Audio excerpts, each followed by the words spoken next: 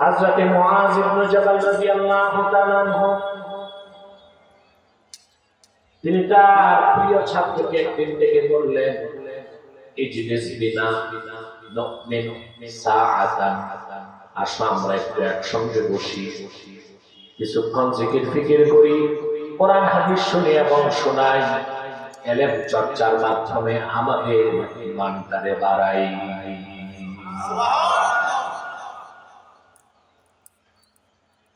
হাদিসের অংশের ব্যাখ্যায় আল্লামা ফখরুদ্দীন আইনি উমদাতুল কারি শারহু সহিহুল বুখারীর মধ্যে ব্যাখ্যা করেছেন, ঈমানদাররা যখন কোথাও বসে যায় দ্বীন শিক্ষার জন্য, কোরআন হাদিস শোনার জন্য, যতক্ষণ বসে থাকে তাদের ঈমানের নূর বাড়তে থাকে।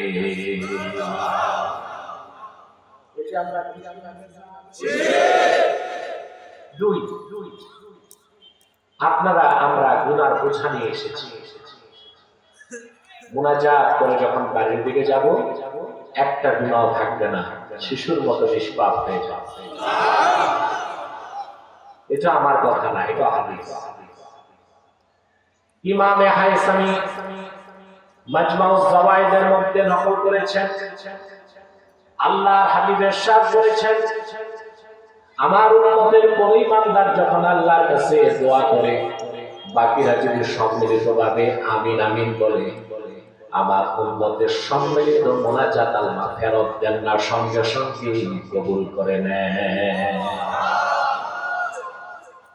আমরা যে মুনাজাত করবো একটু পরে, এককভাবে না মিলিতভাবে, গুনাহগুলো মাফ হয়ে যাবে। এতে আমরা খুশি না বেজার? বেজার শুধু শয়তান। শয়তানের সব চেষ্টা ব্যর্থ হয়েছে, এখন একটা বাকি আছে। আজকের মতো আসরের আগে যে মুনাজাত হবে এর আগে উঠানো যায় কিনা আমাদের। আমরা এক নিয়ত করে শয়তানের নাফাক ডালে একটা চটাকা ঘাত করতে চাই। আমরা নিয়ত করছি কিছুক্ষণ পরে আজকের মুনাজাত করে গুনাহ মাফ করে নিষ্পাপ বেহেশতে আল্লাহ ওয়ালা হয়ে বাড়ি যেতে চাই। কারা কারা হাত তুলে আল্লাহ তাআলা করে।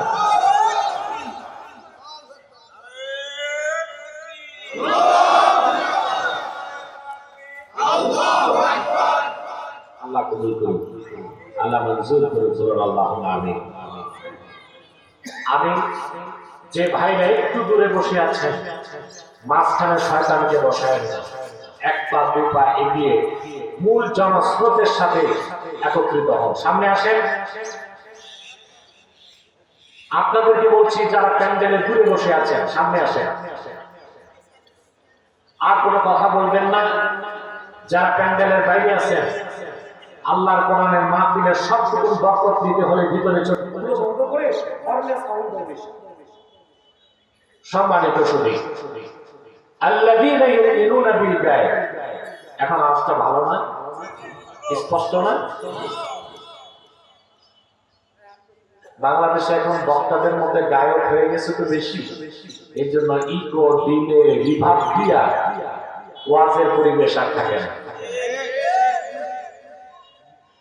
আল্লাযীনা ইউমিনুনা বিল গায়ব, যারা বিশ্বাস স্থাপন করে গায়বের উপর, ওয়া ইউকিমুনাস সালাত আই ইউআদ্দুনাস সালাওয়াতিল খামস মাআল জামাআহ ফি ওয়াক্তিহিন্না, অতঃপর 5 ওয়াক্ত নামাজ আদায় করে জামাতের সাথে যথাসময়ে। ওয়া মিম্মা রাযাকনাহুম ইউনফিকুন আই মিম্মা আ'তাইনাহুম ইয়াতাসাদদাকুন, আর আমি আল্লাহ তাদেরকে যা দান করছি তার থেকে খরচ করে। والذين يؤمنون بما أنزل إليك وما أنزل من قبلك, এবং তারা মুহাম্মদ সাল্লাল্লাহু আলাইহি ওয়াসাল্লাম আপনার উপর অবতীর্ণ কোরআনকে বিশ্বাস করে এবং আপনার পূর্বে নবীদের কাছে যে কিতাবগুলো এসেছিল তা বিশ্বাস করে। ওয়া বিল আখিরাতি হুম ইউকিনুন, আখিরাতকে বিশ্বাস করে, আল্লাহ বলেন তারাই মুমিন, তারাই উলাইকা আলা হুদাম মিন রাব্বিহিম ওয়া উলাইকা হুমুল মুফলিহুন। তারাই তাদের রবের হেদায়েতের উপর প্রতিষ্ঠিত আছে, আর তারাই চূড়ান্তভাবে সফল দুনিয়াতে এবং আখিরাতে। বলেন সুবহানাল্লাহ। আমরা যে তেলাওয়াত করলাম সূরা বাকারা, কোন সূরা? কোরআন শরীফের সবচেয়ে দীর্ঘ সূরা, সবচেয়ে বড় সূরা, যে সূরাতে আল্লাহ তাআলা 286 খানা আয়াত নাযিল করেছেন।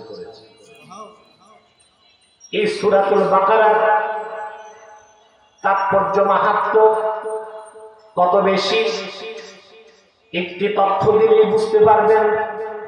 তাফসীরের কিতাবে এসেছে হযরত আবু বকর সিদ্দিক রাদিয়াল্লাহু তাআলা আনহুর ব্যাপারে এসেছে, ওয়াকাফা আবু বকর রাদিয়াল্লাহু তাআলা আনহু সামানিয়াতা সানা ফি সূরাতিল বাকারা। আবু বকর রাদিয়াল্লাহু তাআলা আনহু সূরা বাকারাটাই বুঝতে 8 বছর সময় লেগেছে।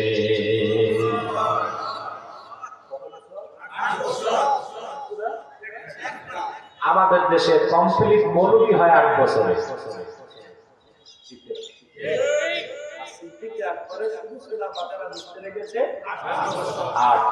সুবহানাল্লাহ, চিন্তার বিষয় না?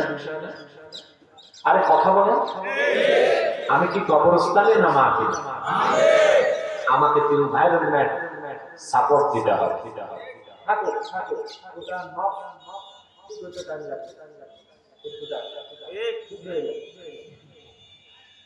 সম্মানিত সুধী, কথা শুনতেছেন? মনোযোগ তো আছে? তাহলে 8 বছর সময় লাগলো কেন আবু বকর সিদ্দিকের? প্রশ্ন আসে না? তার জবাব হচ্ছে, আমরা যেভাবে কোরআন শরীফ পড়ি সাহাবায়ে কেরাম এইভাবে পড়তেন না। হাফেজ ইমাদউদ্দিন ইবনে কাসির তাফসীর ইবনে কাসিরের ভূমিকায় দেখেন, আল্লাহর হাবিব নূর নবীজি মুহাম্মদ সাল্লাল্লাহু আলাইহি ওয়াসাল্লামের সুমহান সাহাবীদের অভ্যাস ছিল, তারা আল্লাহর হাবিবের নূরের জবান থেকে কোরআন শরীফের 10টা আয়াত শুনতেন, 10টা আয়াত মুখস্থ করতেন, 10টা আয়াতের ব্যাখ্যা বুঝতেন। 10 আয়াতের আমল চালু হলে 11 নাম্বার আয়াতে তারা যেতে।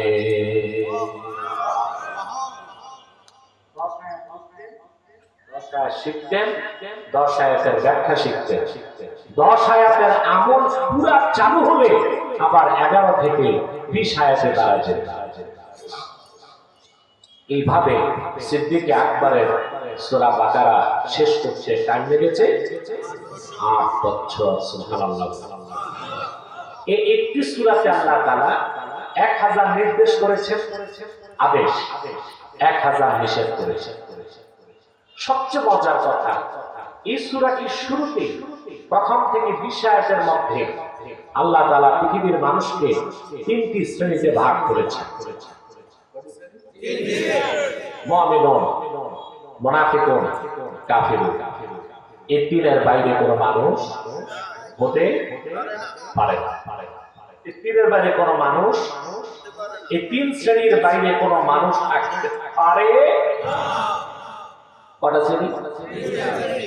হয় আপনি মুমিন হবেন,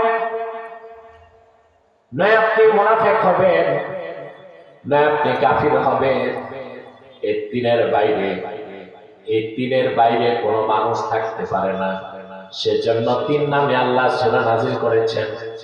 মুমিনের নামে সূরা মুমিনুন, মুনাফিকের নামে সূরা মুনাফিকুন, কাফিরের নামে সূরা কাফিরুন। তার মানে মানুষ হয় মুমিন হবে, নয় মুনাফিক হবে, নয় কাফের হবে। এর বাইরে চতুর্থ কোন নিরপেক্ষ অবস্থানকে ইসলাম স্বীকৃতি দেয় না। নিরপেক্ষতার যে কথা শুনেন, ওটা রাজনৈতিক স্ট্যান্ডবাজি। ওটা কি?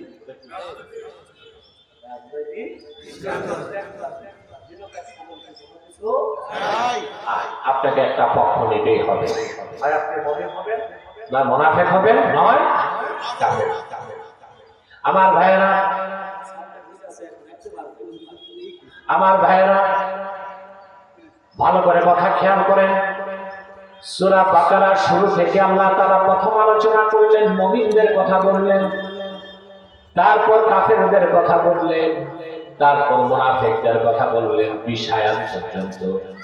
তারপর 21 আয়াত থেকে বান্দাকে হুকুম করলেন, ইয়া আইয়ুহান নাসু আবুদু রাব্বাকুমুল্লাযী খালাকাকুম ওয়াল্লাযীনা মিন ক্বাবলিকুম লাআল্লাকুম তাত্তাকুন।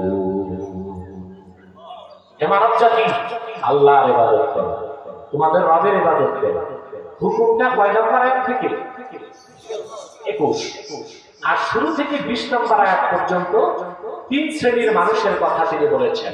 মুমিনদের পরিচয়, কাফেরদের পরিচয়, মুনাফিকদের পরিচয়। তিনি স্পষ্ট করে দিয়েছেন মুনাফিকরা, কাফেররা, মুশরিকরা নাজাত পাবে না। তাদের চূড়ান্ত ডেস্টিনেশন হচ্ছে জাহান্নাম। শুধু ইহকালে কল্যাণ আর পরকালে মুক্তি, নাজাত এবং জান্নাত মুমিনদের জন্য। আমরা কি মুমিন হব? কিভাবে? মুমিনের কি পরিচয়, মুমিনের কি বৈশিষ্ট্য, মুমিন হবার কি ফর্মুলা, তা আমরা কোরআন শরীফ থেকে শুনতেছি। মনোযোগ আছে না? আল্লাহ রাব্বুল আলামিন বলেন, الذين يؤمنون بالغيب ويقيمون الصلاة ومما رزقناهم ينفقون।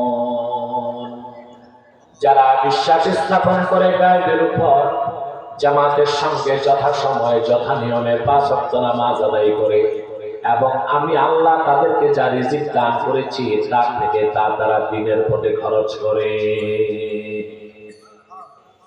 প্রথম হচ্ছে ঈমান। প্রথম কি?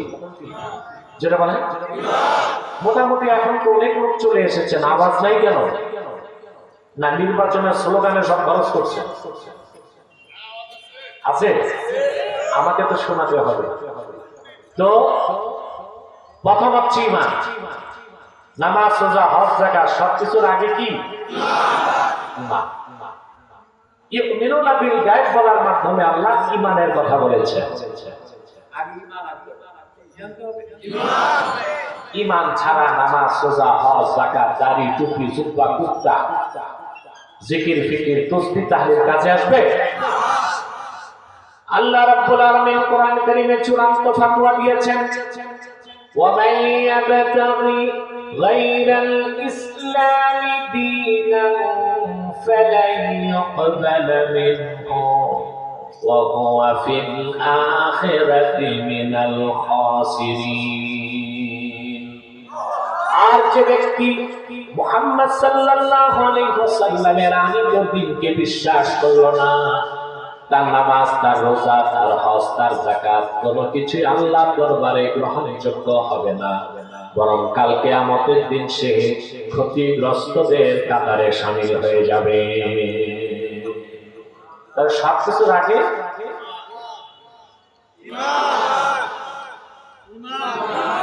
গলা ছেড়ে বলতে হবে, সবকিছুর আগে এই। এখন মনে হলো আমার সামনে পুরুষরা বসা, মহিলা পর এখানে নাই, ওটাই বলছে। এখন মনে হলো পুরুষরা আওয়াজ করছে।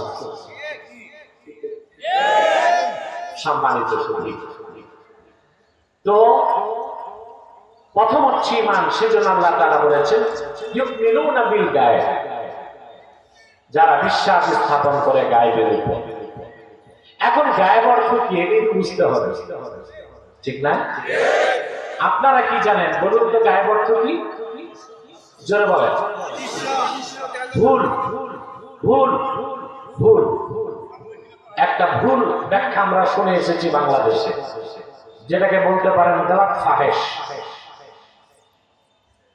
গায়ব অর্থ যদি অদৃশ্য হয়, বাতাসটা দৃশ্যমান না অদৃশ্য, আমাদের গায়ে লাগে, আমরা অনুভব করি। অদৃশ্যকে যদি গায়েব বলা হয়, বাতাসকে গায়েব বলতে হবে। তাহলে নাকে ছুটে কি গায়ে লাগে কি? তাহলে অদৃশ্যকে গায়েব বলা ঠিক না বেঠিক? আমরা গায়েবের অর্থই জানি না, কিন্তু এলমে গায়েবের মাসালা নিয়ে মারামারি করি।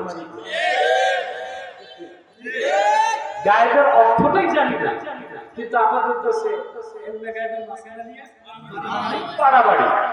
একজন মুরব্বী আরেকজনের কাপের ফতোয়া দিয়ে বসে থাকে। গায়েবের অর্থই তো জানি না আমরা, 98 জন। এই আয়াতের ব্যাখ্যা ইমামে খাজেন তাফসীর খাজেনে লেখেন, কুল্লু মা গাবা আন হাওয়াসিল খামসা, প্রত্যেক সেই জিনিস যা পঞ্চ ইন্দ্রিয় থেকে দূরে তাকেই বলা হয় গায়েব। চক্ষু, কর্ণ, জিহ্বা, নাসিকা, ত্বক, এই হলো 5 ইন্দ্রিয়। 5টা ইন্দ্রিয় যে জিনিস দেখে না, শোনে না, অনুমান করতে পারে না, অনুভব করতে পারে না, তারই বলা হয় গায়েব। হতে পারে তা বহু দূরে, হতে পারে তা খুব কাছে। সেজন্য 9,30 লক্ষ মাইল দূরে সূর্যটা গায়েব হয় নাই, কারণ আমাদের 5 ইন্দ্রিয় 2টায় ধরতে পারছে, একটা চক্ষু আরেকটা চামড়া। এই জন্য এত দূরে সূর্যটা গায়েব না, অথচ 3.5 হাত নিচের খবরটা গায়েব।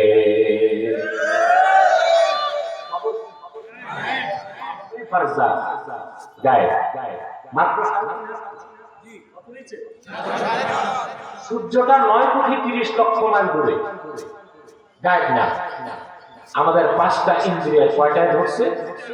চক্ষু, চামড়া, কিন্তু 3.5 হাত নিচের কবরটা গায়েব। চোখে দেখি না, কানে শুনি না, অনুধাবন করতে পারি না, অনুমানও করতে পারি না, অনুভবও করতে পারি না। অথচ কবরে মজা আছে, সাজা আছে। ঠিকঠাক ঠিক মতো কইলা না? সুখ আছে, অসুখ আছে, শান্তি আছে, অশান্তি আছে। মুমিনের কবর হয়ে যায় জান্নাতের টুকরা, কাফেরের কবর হয় জাহান্নামের টুকরা। গর্জন আছে, গর্জন আছে, আওয়াজ আছে, কিছুই শুনতে পারি না, কারণ আলমে বারজাখ হলো ঈমান বিল গায়বের বিষয়। হাদিস সুনান বাইহাকির হাদিস, ইমামে বাইহাকি রওয়ায়াত করেছেন, আল্লাহর হাবিবের ইরশাদ করেছেন, কোন মানুষকে যখন কবরে দাফন করা হয়, সুয়াল জবাবের পর মাটির ডান দিক থেকে একটা চাপ দেয়, বাম দিক থেকে একটা চাপ দেয়। মানুষটা এমন জোরে চিৎকার করে, দুনিয়ার পশ্চিম থেকে পূবে তার আওয়াজ চলে যায়, কিন্তু শুনতে পারে না শুধু জিন আর মানুষ। মাটি চাপ দেয় না প্রত্যেককে দিক, শুধু আউলিয়াউর রহমান যারা, তাদের বাদ দেয়া সাধারণ মুমিনদেরকেও মাটি চাপ দিবে। এখন একটা প্রশ্ন আসে, তো নামাজ রোজা করে লাভ কি? মাটি যদি চাপই দেয় তার লাভ কি? জবাব হাদিস শরীফে আছে। এই কথা শুনে আম্মা জান আয়েশা রাদিয়াল্লাহু তাআলা আনহা কাঁদতে লাগলেন। আল্লাহর হাবিব বলেন, আয়েশা কান্না করছো কেন? তিনি বললেন, ইয়া রাসূলুল্লাহ, ইয়া হাবিবাল্লাহ, প্রত্যেকটা মানুষকে যদি কবর চাপ দেয়, আপনার ঈমানদার উম্মতের কি হবে? আমার নবী বললেন, আয়েশা চিন্তা করো না, আমার ঈমানদার উম্মতকে মাটি যখন চাপ দিবে, সেটা হবে কা উম্মতিশ শাফাকাতি ইয়াশকু আলাইহা ইবনু হাসাকিরুস সুদা। আমার ঈমানদার উম্মতের জন্য মাটি হয়ে যাবে দয়ালু মায়ের মতো। একটা সন্তান মাথা ব্যথা নিয়ে মায়ের কাছে যখন আসে, মা তখন তার বুকের মধ্যে সন্তানের মাথাটা রেখে আলতো ভাবে দাবায় দেয়। আরামের চোটে সন্তান মায়ের শীতল বুকে ঘুমায় যায়। রাসূলুল্লাহ বলেছেন, আমার ঈমানদার উম্মতকে মাটি যখন চাপ দিবে, মাটির চাপটা তার কাছে মায়ের মাথা দাবানোর মতোই আরাম লাগবে। এমন আরামের ঘুমে ঘুমায় যাবে, ইসরাফিলের সিংহায় ফুৎকারে রাখে, তার ঘুম আর ভাঙবে না।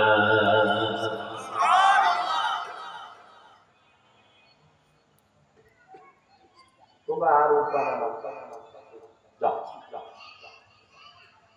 সম্মানিত সুধী, তো মাটি চাপ দিবি কিনা? কিন্তু কাফের তো যখন চাপ দিবে এমন জোরে কাফের চিৎকার করবে দুনিয়ার কূপ থেকে পশ্চিমে তার আবার চলে যাবে। প্রশ্ন হলো কেন?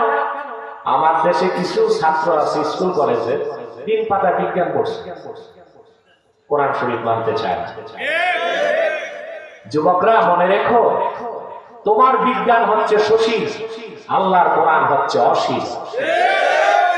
সসীম দিয়া অসীমকে যাচাই করা হচ্ছে কাফেরের কাজ, নির্বোধের কাজ। অসীম কোরআন দিয়া সসীম বিজ্ঞানকে যাচাই করা যায়, ঠিক কিনা? সসীম ছোট্ট বিজ্ঞান দিয়া অসীম কোরআনকে যাচাই করা যায়। ওরা সবকিছুতে বিজ্ঞান খোঁজে। এখন ওরা বলতে পারে, হুজুর কবরে যদি আর হুজুরের চিৎকার হয় 3.5 হাত উপরেই তো আমরা আছি, আওয়াজ পাই না কেন? এবার আসো তোমার বিজ্ঞান কি বলে শোনো। পদার্থ বিজ্ঞানের একটা সূত্র আছে, কোন শব্দের কম্পাঙ্ক যদি সেকেন্ডে 20,000-এর বেশি হয়, সেই তীব্র আওয়াজ কোন মানুষ শুনতে পারবে। আবার কোন বস্তুর কম্পাঙ্ক যদি সেকেন্ডে 20-এর কম হয়, সেই ক্ষীণ আওয়াজ কোন মানুষ শুনতে পারে। এটা বুঝলেন? অফ পেয়েছেন? অফ পেয়েছেন? আমি এই বস্তুতে আঘাত করেছি মাইক্রোফোনে, এটা বাতাসে কম্পন সৃষ্টি করছে, ভাসতে ভাসতে আওয়াজটা আপনার কানে গেছে। যখন বস্তুর কম্পন 20,000-এর বেশি হয় সেকেন্ডে, সেই তীব্র আওয়াজ মানুষ শুনতে। শব্দের গতির যে 4 গুণ বেশি যখন কোনো বস্তু চলে, তখন সেটাকে বলে সুপারসনিক। আর যখন শব্দের গতি থেকে 7 থেকে 12 গুণ দ্রুত কোনো বস্তু চলে, ওইটার নাম ওইটা হয় হাইপারসনিক। ওটা কি? তখন যে সনিক বুম, এত বিকট আওয়াজ হয় আকাশে হাইপারসনিক চলার সময়, ওই আওয়াজটা মানুষ শোনে না। তোমার বিজ্ঞানী বলতেছে শব্দের কম্পাঙ্ক 20,000-এর বেশি হলে ওই তীব্র আওয়াজ মানুষ শুনবে। কবরে যখন কাফের চিৎকার দেয়, ওই আওয়াজ তো সেকেন্ডে 20 কোটির বেশি। না শোনাটাই কি সাইন্টিফিক, স্বাভাবিক এবং যৌক্তিক। তাহলে আমার ভাইয়েরা, আল্লাহ পাক বলেন আল্লাযীনা ইউমিনুনা বিল গায়ব, যারা বিশ্বাস রাখে গায়বের উপর। আলামে বারযাখ, কবরটা হলো গায়ব, জান্নাত গায়ব, জাহান্নাম গায়ব, ফুলসিরাত গায়ব। এই সব কিছুকে না দেখে অজানা বিষয়গুলোকে শুধু কোরআনকে বিশ্বাস করার কারণে বিশ্বাস করার নাম ঈমান বিল গায়ব। এখন আপনি কি কি বিশ্বাস করবেন? প্রশ্ন আসে না? যদি আমি বলতে থাকি কি কি বিশ্বাস করবেন, এখন থেকে আসর, আসর থেকে মাগরিব, তারপর এশা, তারপর কালকে ফজর, বলাও হবে না, শোনাও হবে না। কিন্তু আমরা যদি আল্লাহর কাছ থেকে উত্তরটা নিতে চাই, তো সামনের আয়াতে আল্লাহ বলে দিয়েছেন ঈমানটা কি। ওয়াল্লাযীনা ইউমিনুনা বিমা উনজিলা ইলাইক, আর যারা বিশ্বাস স্থাপন করবে মুহাম্মদ সাল্লাল্লাহু আলাইহি সাল্লাম আপনার উপর অবতীর্ণ কোরআনকে, কোরআনকে যে বিশ্বাস করলো তার ঈমান বিল গায়ব পুরোপুরি চলে আসলো হৃদয়ে। ঈমানের সংজ্ঞা অনেক বড়।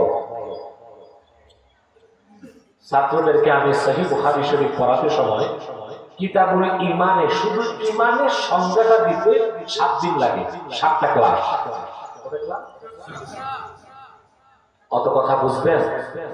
তবে আমার কাছে ঈমানের সংজ্ঞা এক কথায় আছে, কথাটা যার তার না, ইমাম আযম আবু হানিফা রাহিমাহুল্লাহ। নাম শুনছেন? আপনাদের এই টাঙ্গাইলে একটু লামা সাহাবী ভাইদের উৎপাত আছে। এই লামা সাহাবী ভাইদের অভ্যাস, সূরা ফাতিহার তরজমা জানে না, 10টা হাদিস মুখস্থ নাই, আন্ডা ব্যাপারী, মরিচ ব্যাপারী, ব্যাঙ্গারি চালায়, এই ভুল করে ইমাম আজম আবু হানিফা।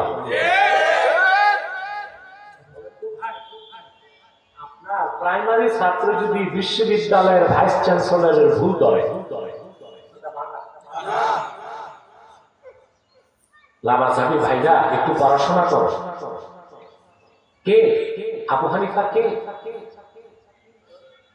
তোমরা জানে ঠাকুর মানব ইবনে তাইমিয়া সে নিজে তার কিতাবে লিখে গেছে, মান সাব্বা আবা হানিফাতা ফাহুয়া মিসকিন। আবু হানিফাকে যে গালি দেয়, গালমন্দ করে, সমালোচনা করে, সে কাঙ্গাল। তা বলেন নাই সে জাহেল।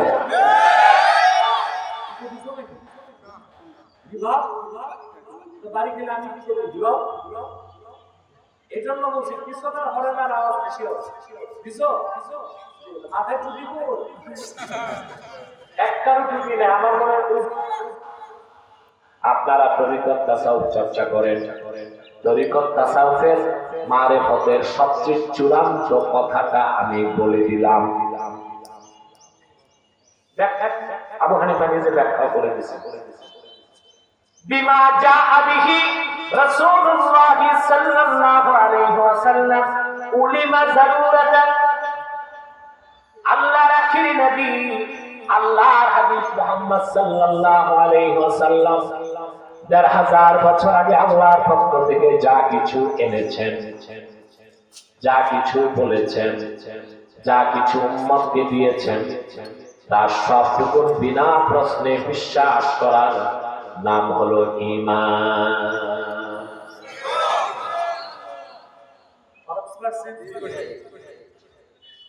আরেকটু বুঝতে হবে, আল্লাহর আখির নবী মুহাম্মদ সাল্লাল্লাহু আলাইহি ওয়াসাল্লাম ১৫০০ বছর আগে আল্লাহর পক্ষ থেকে যা কিছু এনেছেন,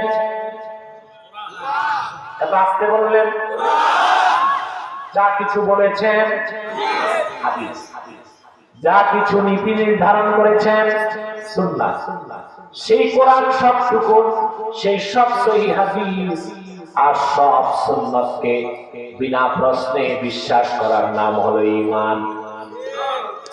আল্লাহ তাআলা মূল কথাটা বলে দিয়েছেন, ওয়াল্লাযীনা ইউমিনুনা বিমা উনজিলা ইলাইকা ওয়া মা উনজিলা মিন ক্বাবলিক।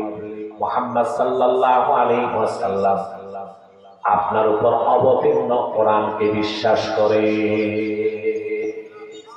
পুরো কোরআন বিশ্বাস করলেই আপনি মুমিন। এটা ঈমান। এটা কি ঈমান? ব্যাখ্যা হচ্ছে সব সহিহ হাদিসকে বিশ্বাস করতে হবে, সুন্নাহকেও বিশ্বাসও করতে হবে, মান অনুসরণও করতে হবে। আমরা মোটামুটি প্রায় ১ ঘন্টা আলোচনা করে ঈমানের বিষয়টা তুলে ধরলাম। এরপরে আল্লাহর পক্ষ থেকে সবচেয়ে বড় দুটো কাজ দেওয়া হয়েছে, নামাজ আর যাকাত। সুবহানাল্লাহ। আল্লাহ পাক বলেন, আল্লাযীনা ইউমিনুনা বিল গায়বি ওয়া ইউকিমুনাস সালাহ। এই অংশের ব্যাখ্যায় আব্দুল্লাহ বিন আব্বাস থেকে ব্যাখ্যা এসেছে, তানওয়ীরুল মিনবাস মিন তাফসীর ইবনে আব্বাসের তার ব্যাখ্যাতে এসেছে, তিনি বলেন, আল্লাযীনা ইউমিনুনা বিল গায়বি ওয়া ইউকিমুনাস সালাহ আই ইউআদ্দুনাস সালাওয়াতিল খামসে মাআল জামাআতি ফি ওয়াক্তিহিন্না। ঈমান আনার পরে তারা জামাতের সঙ্গে ৫ ওয়াক্ত নামাজ আদায় করে।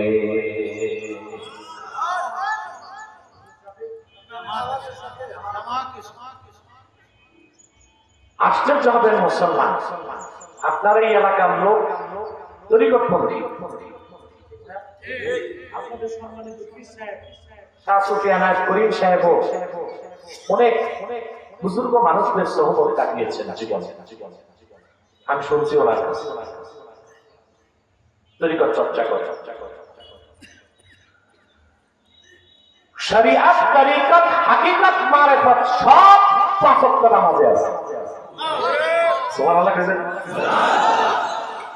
আপনি দেখেন, শরীয়ত লিখতে ৫ অক্ষর, তরিকত লিখতে ৫ অক্ষর, হাকিকত লিখতে ৫ অক্ষর, মারিফত লিখতে ৫ অক্ষর, নামাজ হচ্ছে ৫ ওয়াক্ত। আল্লাহ বলবেন, আপনি ৫ ওয়াক্ত নামাজের মাধ্যমে শরীয়ত চর্চা করতে পারেন। সুবহানাল্লাহ বলবেন না? কিভাবে? নামাজের জন্য আপনি ওযু করবেন, গোসল করবেন, বিছানা পাক করবেন, এই সব হচ্ছে শরীয়তের বিধান। তারপর আপনি কিবলামুখী হয়ে দাঁড়াবেন। সুবহানাল্লাহ বলেন। এটা সম্পর্ক তরিকতের সাথে। যখন আপনি নামাজে খুশু পয়দা করবেন সেটা হাকিকাত, আর খুশু যখন চূড়ান্ত পর্যায়ে চলে যাবে সেটা মারিফাত।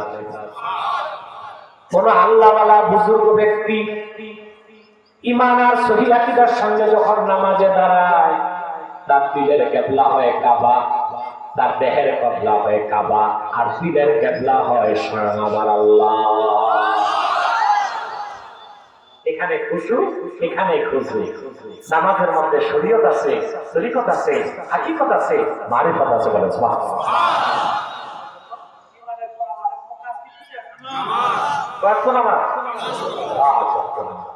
পড়েন আপনারা?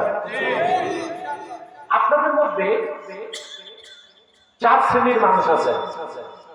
এক শ্রেণীর লোক বাংলাদেশে আছে যারা নামাজকে বিশ্বাসই করে না। আরেক শ্রেণী আছেন যারা নামাজ বিশ্বাস করেন কিন্তু পড়েন না, এই ধরনের লোক বেশি। আরেক ধরনের লোক আছেন যারা 5 ওয়াক্ত নামাজ পড়েন কিন্তু নামাজও পড়েন, চুরিও করেন, নামাজও পড়ে সুদও খায়, নামাজও পড়ে ঘুষও খায়, নামাজও পড়ে আরেকজনের বাড়ির সীমানা কাটে, নামাজও পড়ে বিচার আচারে 2 দিক থেকে বাইপাস।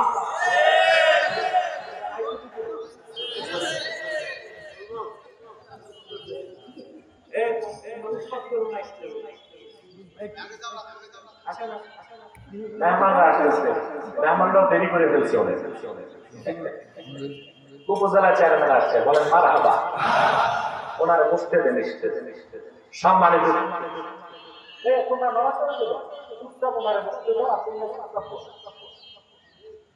তাহলে ঈমানের পর কি? আপনাদের মধ্যে 5 ধরনের লোক আছে। এক ধরনের লোক নামাজকে বিশ্বাসী, আরেক ধরনের লোক নামাজ বিশ্বাস করে কিন্তু এই যে পড়ছি ধরছি। আরেক ধরনের লোক নামাজ পড়ে সুদও খায়, ঘুষও খায়। আরেক ধরনের লোক খুব কম যারা নামাজ পড়ে আর জান্নাতের দিকে আগায়। আমি কি 4 শ্রেণীর ব্যাখ্যাটা করে দিচ্ছি? ঠিকঠাক তো ঠিক মতো বললাম। الذين لم يقبلوا الصلاة عقيدة ولا عملا أولئك مسيرهم السقر। একদল লোক আছে যারা নামাজ স্বীকার করে না, নামাজ আদায় করে না, নামাজ পড়ে না, নামাজ বিশ্বাসও করে না, নিঃসন্দেহে তারা কাফের। তাদের চূড়ান্ত গন্তব্য হলো সাকার নামক জাহান্নাম।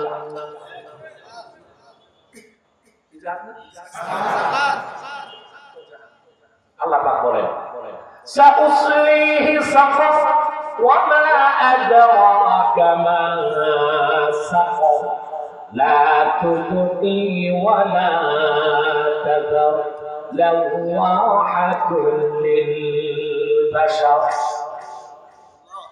আমি তাকে পাঠাবো, ওয়ালিদ বিন মুগীরার কথা আল্লাহ বলছেন, সাকারে। সে সাকার তাকে মারবেও না, ছাড়বেও না, মারাত্মক জাহান্নাম। সকল কাফের মুশরিকরা প্রথম শ্রেণীতে, তারা নামাজকে স্বীকার। আর আমার দেশে যারা বেসরা ভণ্ড পীর আছে তারাও এই শ্রেণীতে আছে, তারাও নামাজকে স্বীকার করে। যাদের কাছে শরীয়ত নাই, জিকির নাই, নামাজ নাই, পর্দা নাই, আছে গান বাদ্য, গাজার পোটলা, জিকিরের নামে যা করে ওটা কুফরি হয়। লাইট বন্ধ করে একদিকে পুরুষ একদিকে মহিলা, মাঝখানে পর্দা, খলিফা একটা দোকানা নিয়ে ফাল দেয়। মনের পর্দা বড় পর্দা, বাইরের পর্দা সরাও, পর্দা সরে যায়। ইসলামের এত বড় একটা হুকুম, ফরজ পর্দা, তার কোনো তোয়াক্কা নেই। কিছুক্ষণ পর খলিফা আবার দোকানা নিয়ে আরেকটা ফাল দেয়। মনের বাতি বড় বাতি, বাইরের বাতি মারো বাতি। তারপর শুরু হয় জানাবে বিচার। এটা পিরানি নয়, ভণ্ডামি। বিড়ালি নামে মানুষকে জাহান্নামে নিয়ে দেওয়া হচ্ছে। এইরকম দিনগুলি থেকে বিশ্বাস করা যায় না, যায় না, যায় না। আছে বাংলাদেশে যারা প্রথম শ্রেণীর অন্তর্ভুক্ত, যারা কাফেরদের অন্তর্ভুক্ত, যারা নামাজকে স্বীকার।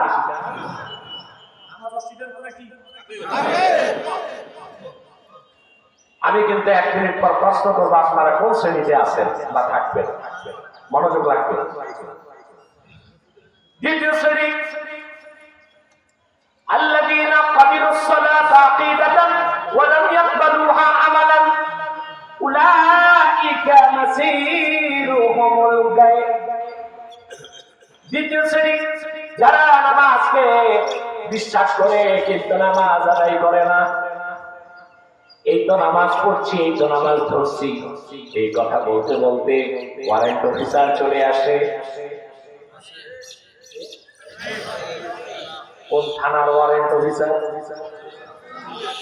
আল্লাহর থানা না, আল্লাহর আকাশ থেকে ওয়ারেন্ট অফিসার আসে, মালাকুল মউত। দুনিয়ার থানা থেকে ওয়ারেন্ট অফিসার আসলে ফেরানো যায়।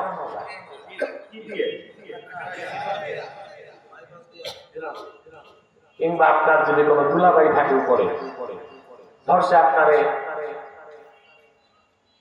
ফোন আসছে, কারে ধরছো? তো স্যার জুতা পেন্টুরে। সন্ত্রাসী তো এইরকমই নাম রাখে, অফিস্টিক, ব্যালিস্টিক। তো উপর থেকে কর্তা ব্যক্তি বলে, তুমি জানো না ও আমার শালার ঘরের শালা?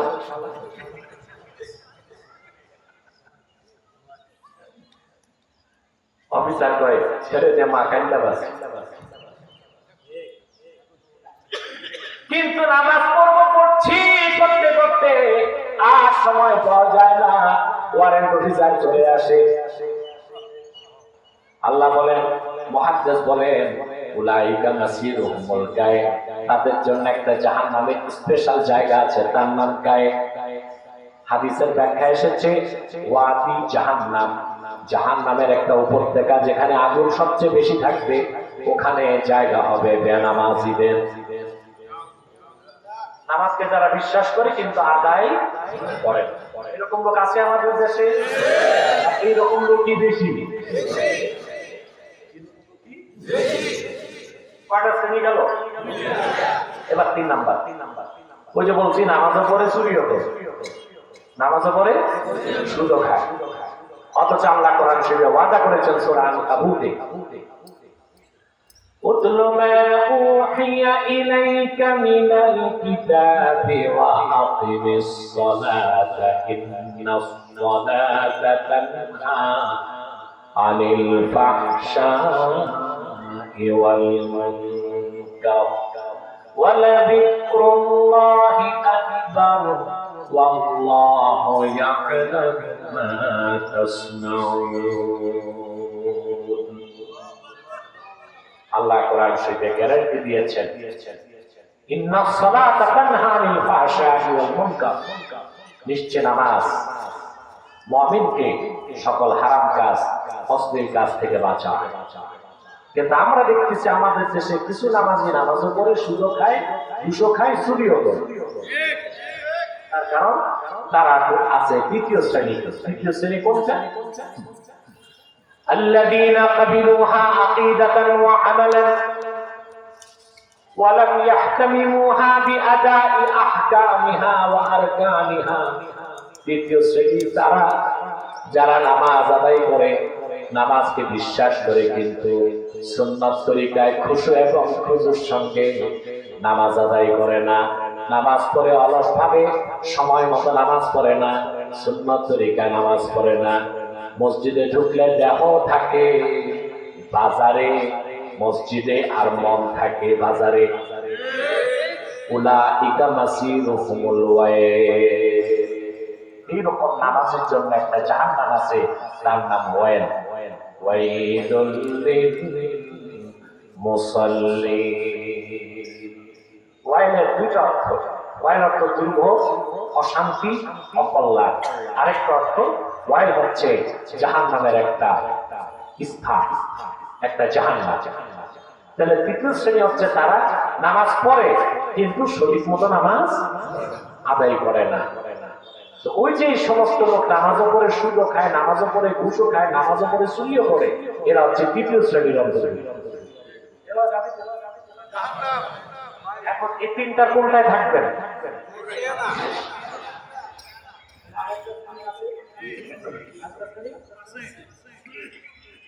চতুর্থ শ্রেণী আল্লাযীনা ক্বাবিলুহা আকিদাতান ওয়া আমালান واهتمموها بأداء أحكامها وأركانها في وقتهن مع الجماعة بالخشوع والخضوع। চতুর্থ শ্রেণী যারা ঈমান আনার পরে পাঁচ ওয়াক্ত নামাজ যথাসময়ে তাকবীরগুলোর সাথে মসজিদে যে আদায় করে, সুন্নাত তরিকায় বিনয়ের সাথে, তাদের চূড়ান্ত গন্তব্য হলো উলাইকা নাসিরুহুমুল ফিরদাউস। তাদের চূড়ান্ত ডেস্টিনেশন হলো আল্লাহর জান্নাতুল ফিরদাউস।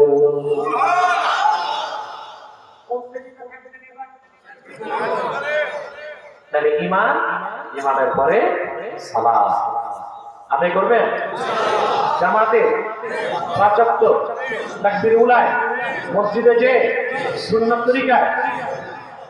কিন্তু আপনারা নামাজ পড়েন অলসতার সাথে, আপনাদের দেহ থাকে মসজিদে, মন থাকে বাজারে, ঠিক কিনা? আমি একটা গল্প শোনাই। বাঙালি এগুলোই চায়, ওয়াজ বাদ দিয়া গল্প, গুজব, কমেডি, কৌতুক, হাসি তামাশা। এগুলো আমি করি না, তবে একটা উদাহরণ দিচ্ছি, তাও আবার আরেক আমার ভক্ত বক্তার কাছেই শুনছি। নোয়াখালীতে এশার নামাজের পর দুই দল মুসলিমের ঝগড়া লাগছে, বুঝলেন? কোথায়? একদল দাঁড়ায় বলতেছে এশার নামাজ 3 রাকাত ইমাম সাহেব হচ্ছে, আরেকদল বলে না 4 রাকাতই হচ্ছে। এ হচ্ছে ধরছে করছে। ইমাম সাহেব তো তালাক, তিনি মেহরাবে বসে দোয়া ইউজ করতেছে, পক্ষ কোনোটাই দিতে পারে না, চাকরি যাবে।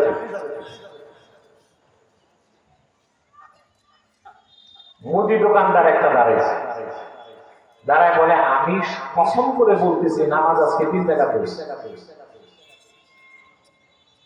মজমা ঠান্ডা, 3 রাকাত হয়েছে, তুমি কসম করে কেমনে বললাম? আমার আজকে হিসাব নেবেন বলে। তার মানে বলে মসজিদের সামনে তো আমার দোকান, সারাদিন কেনা বেচা করি, এশার আযান দিলে ওযু করে মসজিদে ঢুকি, একদিকে ইমাম সাহেব নামাজ পড়ায় আর আমি তার সাথে ইক্তেদা করে হিসাব মিলাই, কিনলাম কি বেচলাম, প্রতিদিন আমার হিসাব মিলে। আজকে তো হিসাব মিললো না, তারা নামাজ পড়ল। এরকম নামাজ 50 বছর পড়লো, আপনি চুরি ছাড়বেন না, সুদ ঘুষ ছাড়বেন না। আপনার নামাজটা হচ্ছে মুনাফিকের নামাজ। নামাজ পড়তে হবে ইমানদারের নামাজ। ইমানদারের নামাজ কিভাবে আল্লাহ বলে দিয়েছে, قد أفلح المؤمنون الذين هم في صلاتهم خاشعون। নিশ্চয় সফলতা লাভ করেছে মুমিনগণ যারা ঈমান আনার পরে বিনয়ের সঙ্গে নামাজ আদায় করে। তাহলে আমরা কি শিখলাম? ঈমান আনতে হবে আর নামাজ পড়তে হবে বিনয়ের সাথে। পড়বেন? তারপর আল্লাহ পাক বলেন وَمِمَّا رَزَقْنَاهُمْ يُنْفِقُونَ। আর আমি যা দান করছি, এটার ব্যাখ্যায় ইমাম বাগাবী তাফসীর মাআরিফুত তানজিলে লেখেন وَمِمَّا رَزَقْنَاهُمْ يُنْفِقُونَ أي مِمَّا أَعْطَيْنَاهُمْ يَتَصَدَّقُونَ। আমি আল্লাহ যা দান করছি তার থেকে তারা খরচ করে। আমি আমার দিকে তাকাও। এই কথায় আল্লাহ মুমিনকে একটা সূক্ষ্ম বার্তা দিচ্ছেন, আমি যা দান করছি তার থেকে খরচ করে। وَمِمَّا رَزَقْنَاهُمْ يُنْفِقُونَ মিম্মা আ'তাইনাহুম ইয়াতাসাদ্দাকুন। অর্থাৎ আমি যা দান করেছি তার থেকে তারা খরচ করে। তার মানে সুদের টাকা, ঘুষের টাকা, হারাম টাকা, পরেরটা মেরে খাবার চাঁদাবাজির টাকা দান করলে কবুল হবে না, হালাল দান করতে হবে।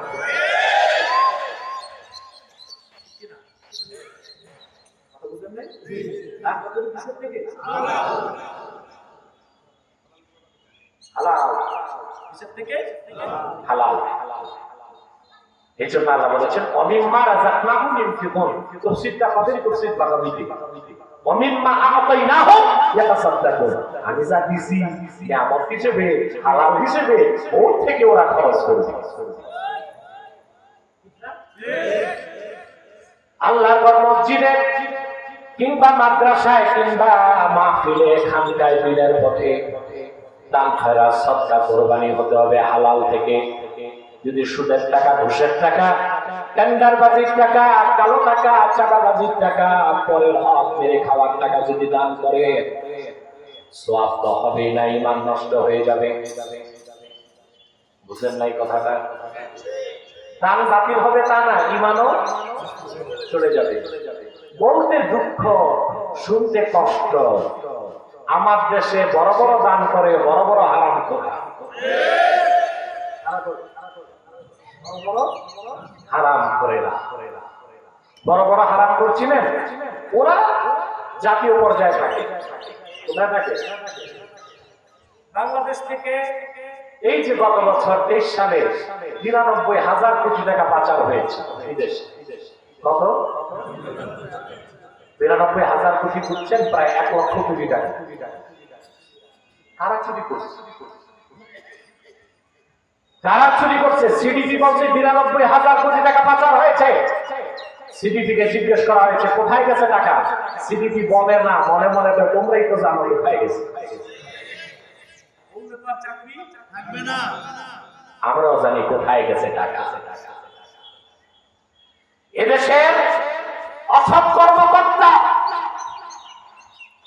আর লম্পট রাজনীতিবিদরা আমার বাঙালির রক্তে তৈরি করা ধনের পয়সা বিদেশে ব্যবহার করেছে।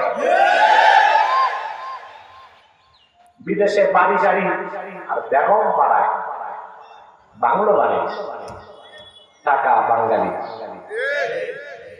টাকা ফেরত আমার দরকার না। এদেরকে ধরে ধরে শরীয়তের আইনে হাত কেটে দেওয়া হোক, সব টাকা দেশে ফিরে আসে। দেখবেন এরাই বড় বড় দান করে। মনে রেখো মুসলমান, মসজিদ মাদ্রাসা বানাবা, গরিবের ক্ষুদ্র ক্ষুদ্র দানগুলো নিয়ে বানায়। হারাম টাকার, কোটি টাকার মসজিদ মরমর পাথরে বানালা, নামাজ পড়লে কবুল হবে কিনা গ্যারান্টি নাই। আর ইমানদারদের রক্ত পানি করা ঘামের পয়সা দিয়া যদি আল্লাহর ঘর মসজিদ খেজুর পাতা দিয়েও বানাও, তোমার একটা সেজদার ওজন আল্লাহ ৭ আকাশ নিতে পারবে না।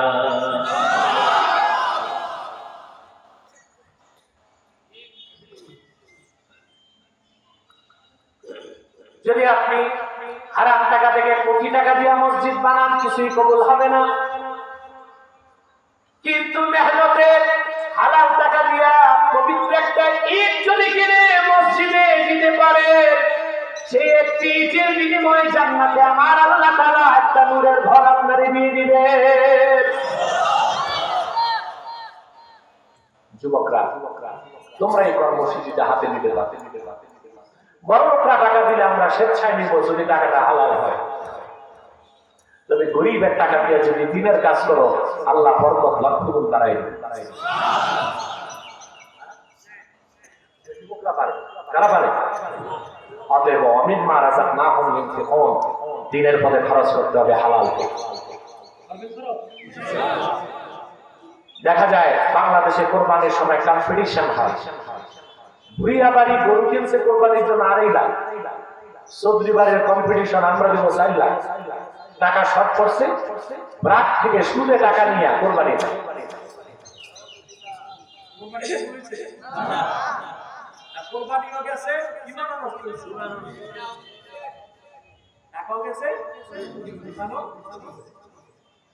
এখন একটা প্রশ্ন আসে যে হারাম টাকা আমি দান করলাম, আল্লাহ কবুল না করলেই পারেন, আমার ঈমান নষ্ট হবে কেন?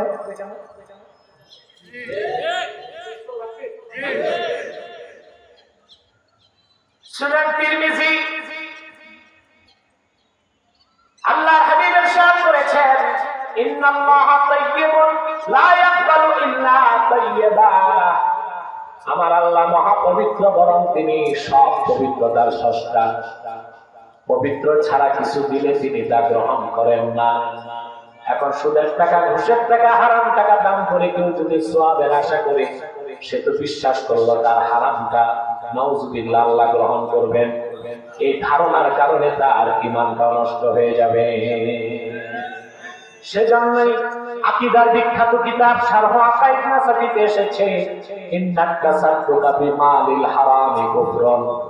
হারাম মাল আল্লাহর পথে খরচ করে সওয়াবের আশা করা শুধু হারাম নয়, কুফরি। মনে থাকবে? এখন আল্লাহ বলেছেন তারা আমার প্রদত্ত রিজিক থেকে খরচ করে। খরচটার খাতটি খাত কোণে, মসজিদে, মাদ্রাসায়, খানকায়, ওয়াজে, মাহফিলে, বুঝলেন? অভাবগ্রস্ত মানুষের অভাব পূরণ করা। কোথায় যাচ্ছে? মুনাজাত করে যান। আজান তো আমিও জানি, বসেন। ইমাম সাহেব জান বলি, মুয়াজ্জিন থাকে। উনি মুয়াজ্জিন না? ইমাম সাহেব না? আপনি বসবেন, বসেন, চলে যান। আজান দিতে এত 4:30, আরো তো 15 মিনিট আমরা টাইম পাবো। আজান তো 4:15 হয়, 4:02 পরে অর্থ হয়। মুনাজাত না করে একটা লোক উঠার চেষ্টা করবেন না। আশা করি আজকের মুনাজাত আল্লাহ কবুল করবেন। এখনো যারা বাইরে আছেন, নির্লজ্জের মতো দাঁড়ায় আছেন, খান বাহাদুর আসানুল্লাহ নাতি দুটি মনে হয়ে বসতে লজ্জা পায় মাটিতে।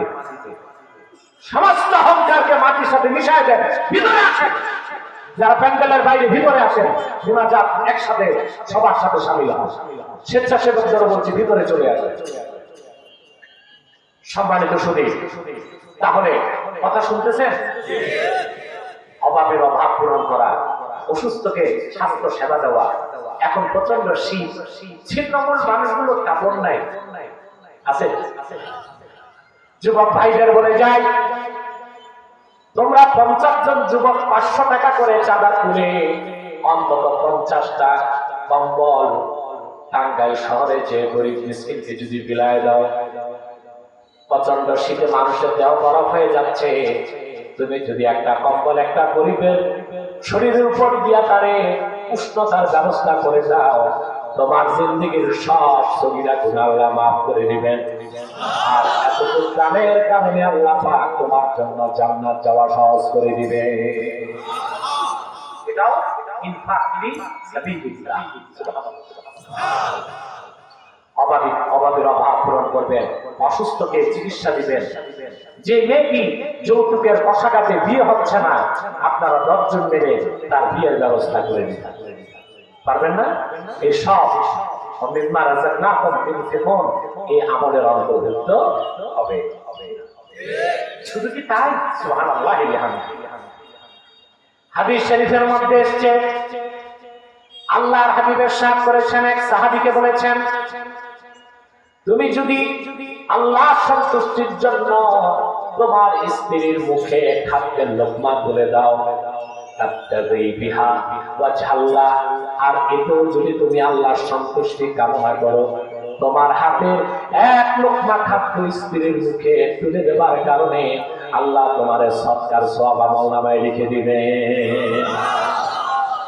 খাওয়াবেন আপনার বউকে, আদর করবেন নিজের বউকে, ওই যে সওয়াবের আশা করলে আল্লাহ আমলনামায় দান করার সওয়াব লিখে দিবে।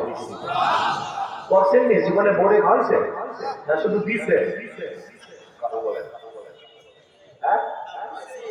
গ্রাম দেশে পুরুষদের একটা বড় অভ্যাস, বউ পিটায়। ওই ডালে লবণ কম হয়েছে, মাছ ভাজা হয় নাই, জন্মের পিঠা পিটায়। হারাম। বড় ধরনের শরীয়ত বিরোধী কাজ যদি স্ত্রী না করে, স্ত্রীর গায়ে হাত তোলা শরীয়তের দৃষ্টিতে হারাম। হারাম, হারাম। আপনি যখন আপনার বউকে খাওয়াই দিবেন, আপনার প্রতি তার ভালোবাসা বাড়বে কিনা? তার প্রতি আপনার ভালোবাসা বাড়বে কিনা? তখন আপনার দৃষ্টি কি পরনারীর দিকে যাবে?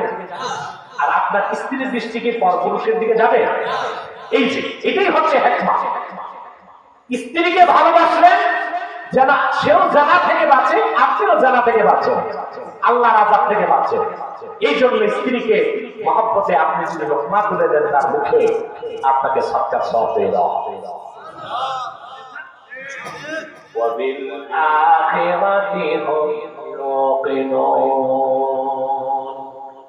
আর পরকালকে বিশ্বাস তারা করে, এটাই হচ্ছে ঈমান। এটা কি? এই ঈমানের সাথে 5 ওয়াক্ত নামাজ যদি পড়েন আর যাকাত দেন, দান খয়রাত করেন, আপনাদের ব্যাপারে আল্লাহ চূড়ান্ত সিদ্ধান্ত দিয়েছেন, উলাইকা আলা হুদাম মির রাব্বিহিম ওয়া উলাইকা হুমুল মুফলিহুন। তারাই তাদের রবের হেদায়েতের উপর প্রতিষ্ঠিত আছে, আর তারাই চূড়ান্তভাবে সফলতা লাভ করেছে বলে দিচ্ছে। মহান আল্লাহ তাআলা জান্নাতি বানায়, ঈমানদার বানায়, কাফের মুশরিক হওয়া থেকে রক্ষা করুন। সাদাকাল্লাহুল আযীম ওয়া সাদাকা রাসূলুহুন নবিয়্যুল কারীম ওয়া নাহনু আলা যালিকা মিনাশ শাহিদিন ওয়াশ শাকিরিন ওয়া আলহামদুলিল্লাহি রাব্বিল আলামিন। বসেন, আমি সময় দিই।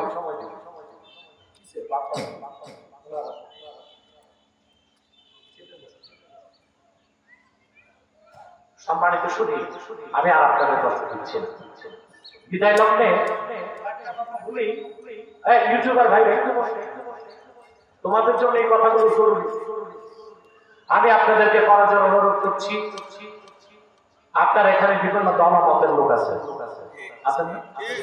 এখানে কেউ আওয়ামী লীগ, কেউ বিএনপি, কেউ জাতীয় পার্টি, কেউ জামাত, কেউ কওমি, কেউ আলিয়া, কেউ সাদা টুপি, কেউ কালো টুপি, কেউ লম্বা টুপি, কেউ গোল টুপি। আর আপনাদের বিশ্বাস করছে আমার মতো কি খুব পছন্দ করছে, তাকে টুপিটাকে খুব পছন্দ করে নিয়েছে।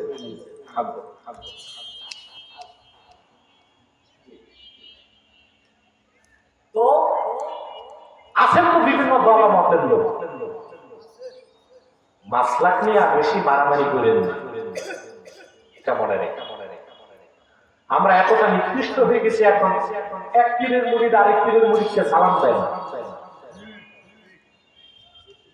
আলিয়ার ছাত্র কওমিরে সালাম দেয় না, কওমির ছাত্র আলিয়ারে সালাম দেয় না।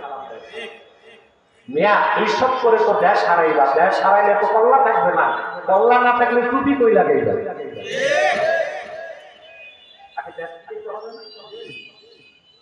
সেজন্য আমি বলি, আমাদের কি আওয়ামী লীগ, কি বিএনপি, কি জাতীয় পার্টি, কি জামাত, কি আলিয়া, কি কওমি, কি পীরপন্থী, কি পীরপন্থী নয়, সাদা টুপি, কি কালো টুপি, কি লম্বা টুপি, কি গোল টুপি, মাসলাক যার যার, দিন ইসলাম সবার।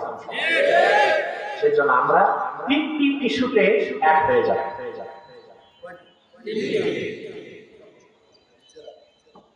কয়টি ইস্যু? এক, ইসলামের সুমহান স্বার্থ রক্ষায় আমরা ঐক্যবদ্ধ হয়ে যাব। রাজি? মুসলমানদের মৌলিক দাবিগুলো আদায় আমরা এক হয়ে যাব। আজ বাংলাদেশের স্বাধীনতা রক্ষায় আমরা ঐক্যবদ্ধ হয়ে যাব। আমাদের এই 3টি স্বার্থের বিরুদ্ধে বাংলাদেশে কাজ করতেছে 3টি অমুসলিম সম্প্রদায়, তার মধ্যে সবচেয়ে নিকৃষ্ট হচ্ছে কুখ্যাত কাদিয়ানী সম্প্রদায়। নিঃসন্দেহে তারা কাফের এবং অমুসলিম, তাদেরকে যারা কাফের বলবে না তারাও কাফের, কারণ তারা আল্লাহর আখির নবী মুহাম্মদ সাল্লাল্লাহু আলাইহি সাল্লামকে আল্লাহর শেষ নবী হিসেবে বিশ্বাস করে না। চিল্লায় বলেন নাউজুবিল্লাহ। এজন্য তারা কি? তাদেরকে যারা কাফের বলবে না তারা কি? কিন্তু তারা মানুষকে ধোঁকা দিতে নাম পরিবর্তন করে করে মিথ্যা পরিচয় দেয়। মুসলমানদের মতো দাড়ি রাখে, মুসলমানদের মতো টুপি লাগায়, মুসলমানদের মতো নাম রাখে, তাই বলে কি তারা মুসলমান হবে?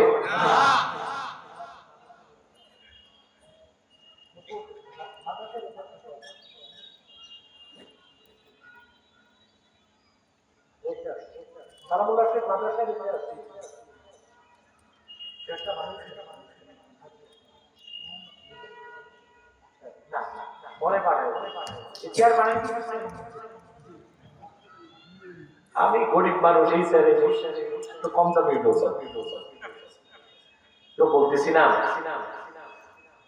খুব কুখ্যাত কাফের কাদিয়ানীরা মুসলমানদের মতো নাম রাখে, মুসলমানদের মতো দাড়ি রাখে, মুসলমানদের মতো টুপি লাগায়, তাই বলে কি তারা মুসলমান হবে?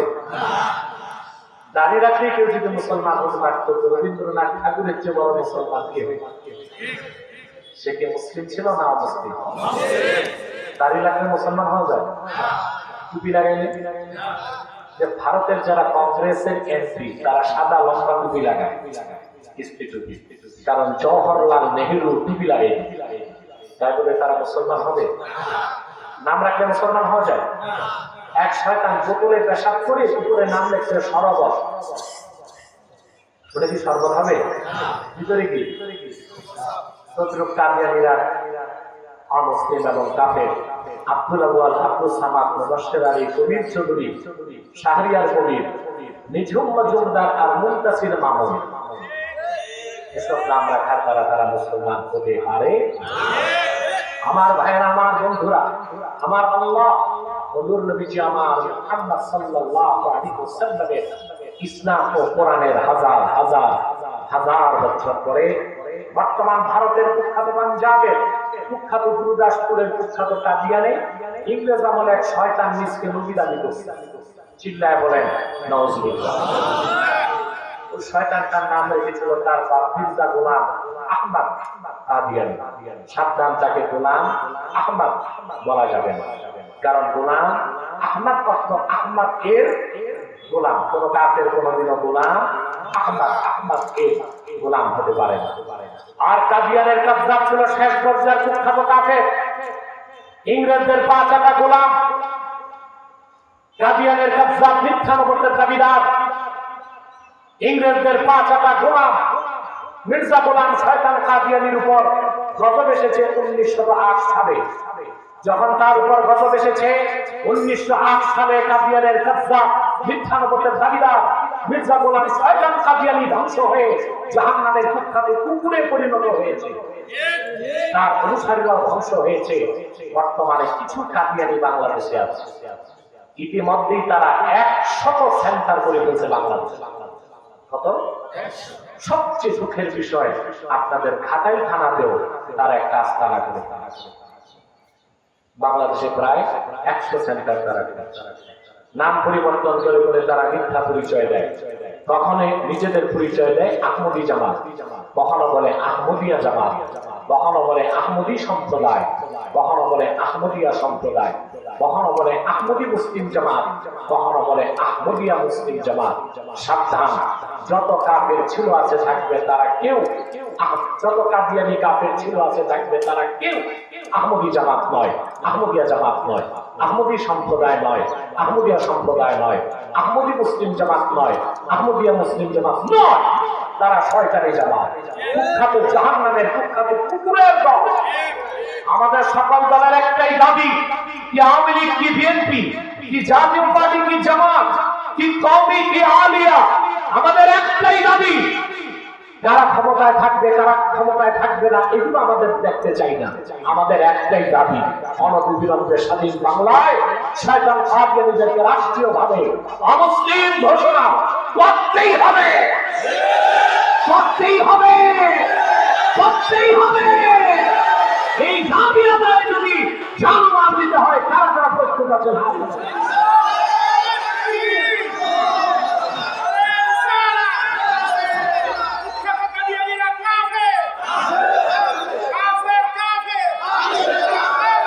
সম্মানিত সুধী, তাহরিকে খাতমে নবুয়ত বাংলাদেশ সারা বাংলাদেশে কাজ করে যাচ্ছে। এখানে আমার স্নেহধন্য মুবাল্লিগ টাঙ্গাইলের দায়িত্বশীল মাওলানা মুফতি হাফেজ সাইদুল আছে।